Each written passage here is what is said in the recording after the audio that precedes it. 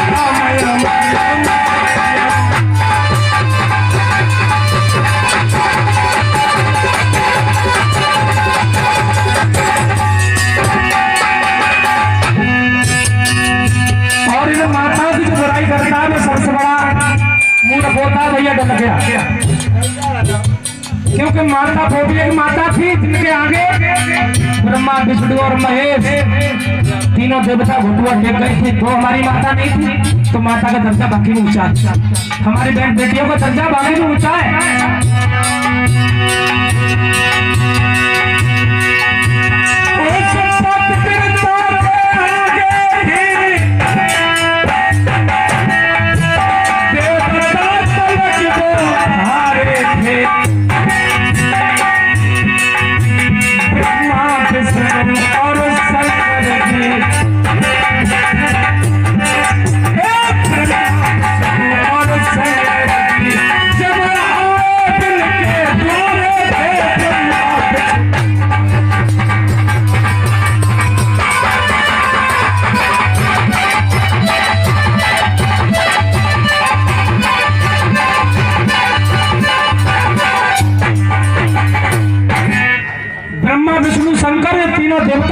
हमारी माताओं से जब उनके द्वारे गए तब तो माताओं की बुराई आप नहीं कर सकते। और बात रही बुजुर्गों की तो उनकी तो बात ही अलग।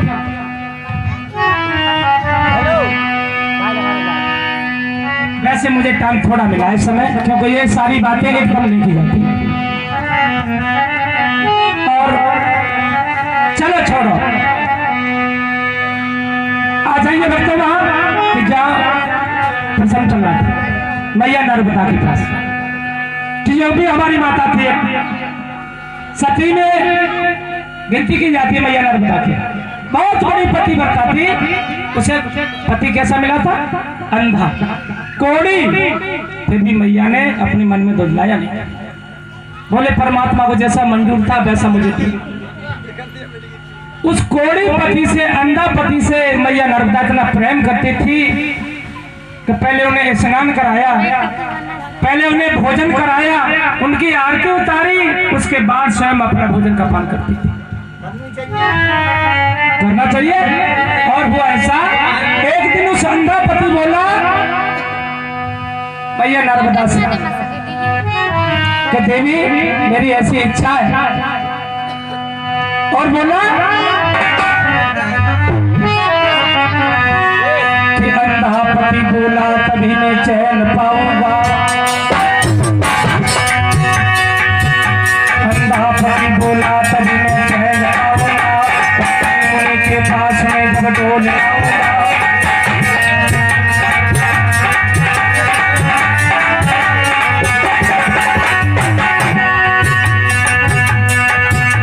अंधा पति बोला तभी मैं चैन पाऊंगा, मुनि के पास में जब डोल आऊंगा। माने सती ने बहन भी जब जब कहे अंधे, उनको धर के चली तो नर्मदा कंधे।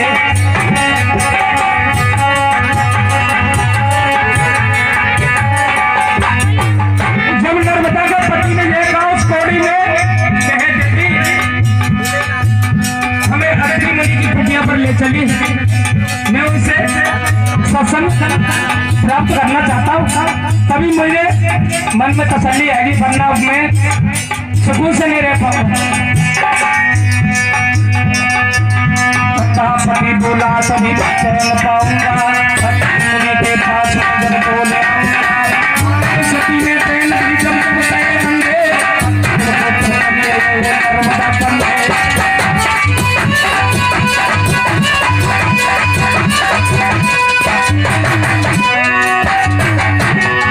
एक बात और बताने भूल गए हम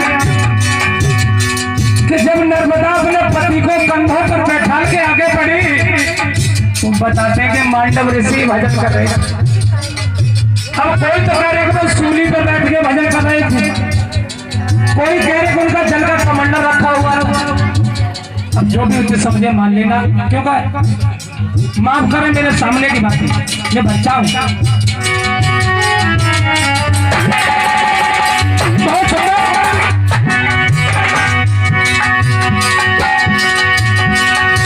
और मैया नर्मदा अपने पति को कंधों पर बैठा कर आगे बढ़ रही थी, कुमार ऋषि का कमंडल रखा हुआ था, वो कमंडल पैर की ठोकर लगी और गिर गया।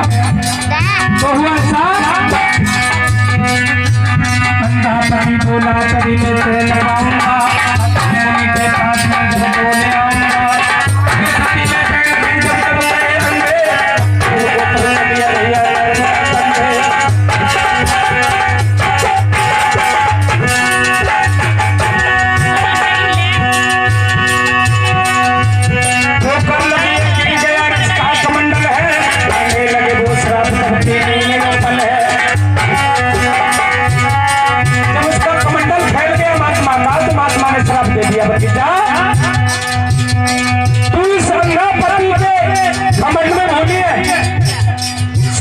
निकलेंगे कि अंधा पति मर जाए।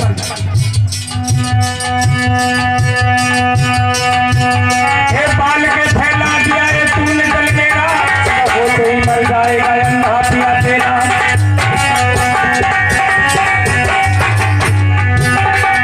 तो नर्मदा ने कही कि बाबा मैंने जानबूझ के नहीं फैलाया तेरे कपड़े, धोखे से फैल गया, हमें क्षमा कर दीजिए।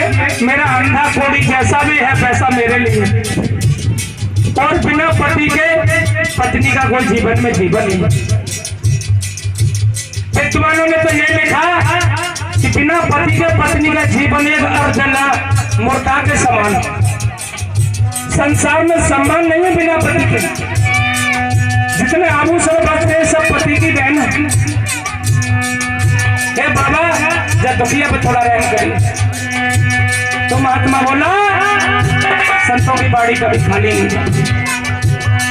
मोर वचन के पड़ जाए फीका, संत वचन पत्थर की लिखा। तो मैया नर्मदा ने कहा कि महात्मा अगर तू भी कपतारी है तो मैं भी पति भरता हूँ। सूर्य से अलावा निकलेगा भी नहीं जो मेरा अंधा पति मर जाए। उसी पति कंधों पर रखा है, एक पैर से खड़ी हो गई और सूर्य भगवान से विनय करने लगी है। सूर्य भगवान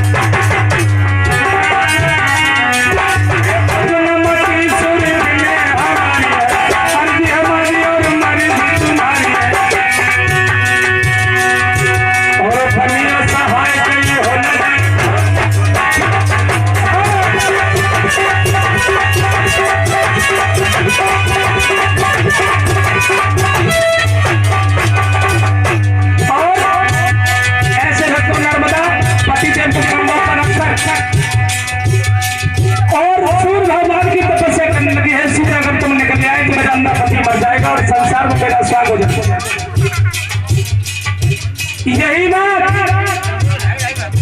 एक कोई और कह रहा है।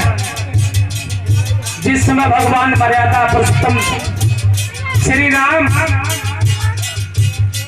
शेष अवतारी लक्ष्मण की जब शक्ति लगी और हनुमान बूटी लेने के लिए गए, उनसे कहा कि सूर्य अगर निकलने से पहले अगर बूटी आ गई तो लक्ष्मण जिंदा हो जाएगा। भैया की लाश घटना पर रखी, भगवान मर्यादा पुरुषोत्तम राम फूट फूट के रो रहे। बोले भैया मैं कैसे मुंह दिखाऊंगा, क्या करूंगा, अवध में जाऊंगा, अवधवासी मुझे गालियां देंगे। एक नारी के पीछे भैया की जान गंवा दी, भैया मैं लौट कर नहीं जाऊंगा। इधर भगवान राम सूर्यदेव से भी विनय कर रहे हैं।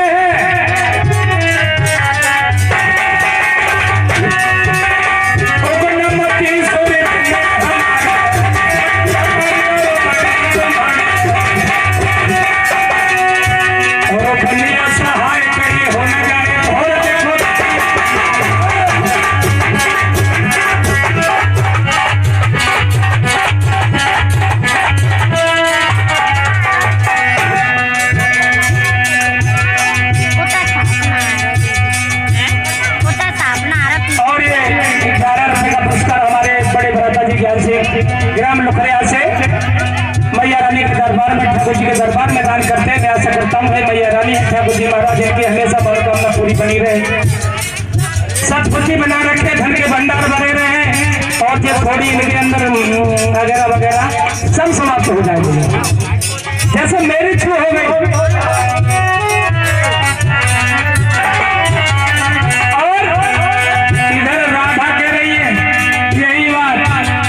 भगवान राधा से मिलने गए तो हुआ ऐसा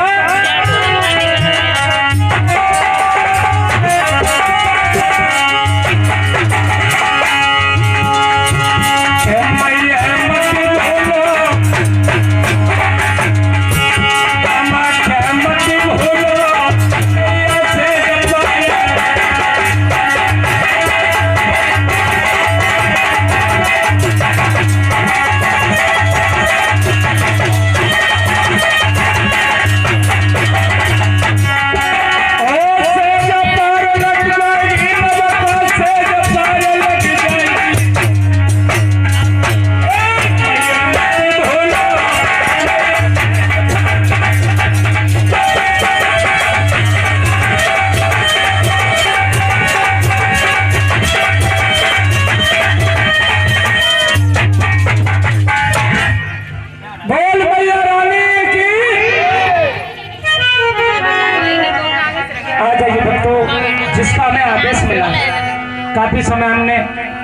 तरह का दिखा रहा, मैं क्षमा चाहूंगा।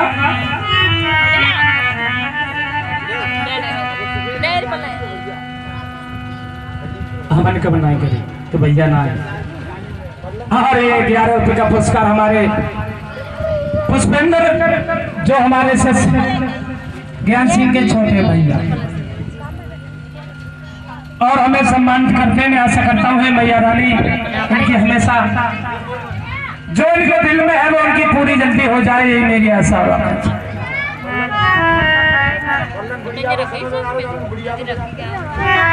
नहीं ऐसी बात नहीं। आ जाइए भक्तों,